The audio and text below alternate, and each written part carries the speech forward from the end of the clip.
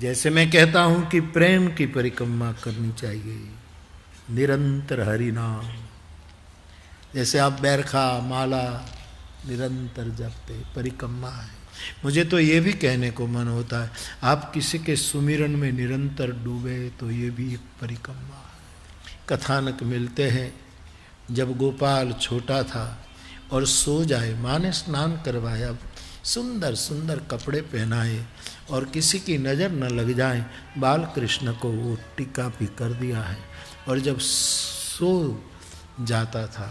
तो पलने में यशोदा जी, ये पलना है मानो, ऐसे ऐसे पलना है, कृष्ण का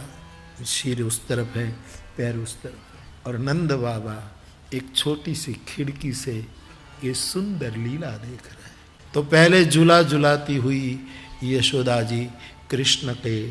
जो करवट बदल कर सोया है,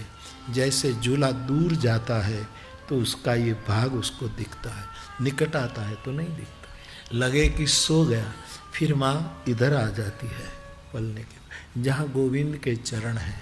फिर वो चरण को देख करके धीरे धीरे उसके कड़े अथवा तो जो हो उसको करके झुलाती है। इतने में कृष्ण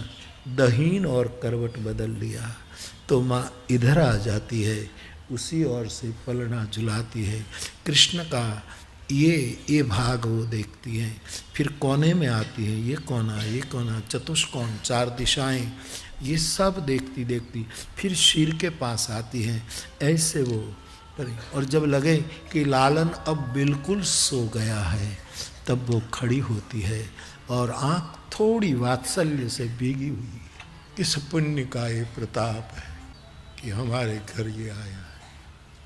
कौन पुण्य किया है। इसलिए भाव में डूबी माँ यशोदा फिर इसी भाव में कृष्ण के पलने को इधर उधर चारों ओर से देखती रहती, चारों ओर से देखती रहती है, चारों ओर से एक ही तत्व का बार बार ये दर्शन परिक्रमा है। वही कृष्ण 11 साल तक वृंदावनी लीला करके जब अक्रूर के रथ में बैठ गया बलभद्र के साथ, और फिर अब कृष्ण बड़ा आपको पलने में सोए ऐसा तो नहीं रहा था, चारपाई पर सोता था, लेकिन वो सब आनंद जा रहा है मथुरा की ओर। उसके बाद जब एक ही परिक्रमा का मार्ग बचा था, इसी अर्थ में जरा सूक्ष्म कि कृष्ण की वो सभी जो कृष्ण के साथ बीती घड़ियां, ये जिसको गोल्डन मोमेंट्स, स्वर्णिम पले, उसकी निरंतर स्मृति यशोदा की, कृष्ण को बीच में रखकर ये निरंतर स्मृतियां जो घूमती हैं, ये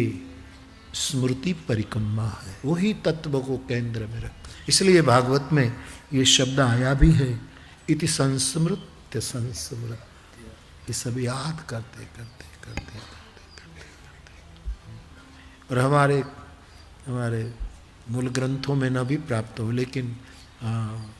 एक कथा मैंने ये बात तो आपको कई बार बताई कि जब कृष्ण बलभद्र को छोड़ करके जब नंद लौटते हैं कुछ दिन के बाद, और कृष्ण के क्रियाकलापों से नंद बाबा को महसूस होने लगा था कि अब ये